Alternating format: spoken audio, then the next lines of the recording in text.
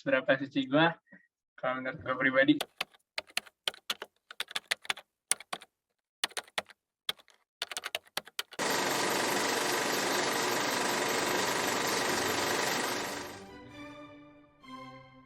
To be honest, gue merasa gue punya banyak dosa, jadi kayak maybe 4 sih, Ray. Seberapa suci mungkin 6 dari 10 kali ya. Di skala 1 sampai 10, gue bisa jawab 4 sih sebenarnya. Pas suci mungkin sangat sedikit ya sucinya ya. Jadi di bawah batas normal sedikit lah bisa dibilang. Jadi gue Kevin. Aku Laudisa Pramudia, boleh dipanggil Lo. Nama gue Maher. Kalian, nama aku Rizkyat. Nama saya William Wijaya, biasa dipanggil Wewe.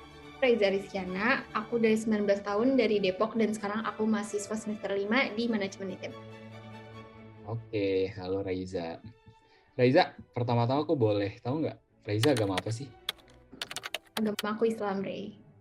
Kalau untuk agama saat ini, agama Buddha. Agamanya Islam.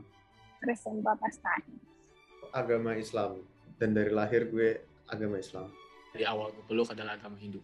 Nah, kalau menurut Maher sendiri, agama tuh penting nggak sih? Penting banget. Penting, tapi nggak banget. Menurut aku penting banget.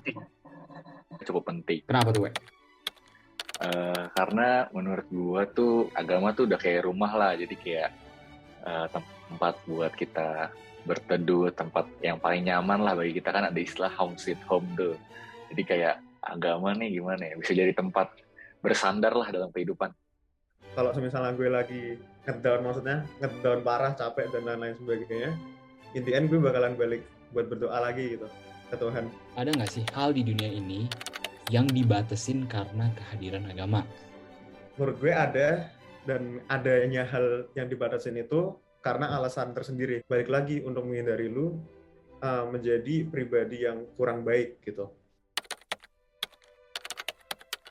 Rishad, dalam memilih teman, do you consider kayak their religion as one of your aspect or criteria? Jujur enggak sama sekali, kayak Sama sekali nggak pernah. Enggak sih, jujur nggak pernah. Enggak, selama ini gue nggak pernah milih teman berdasarkan agama yang peluk sih. Pengen tahu dong pandangan lo tentang nikah beda agama.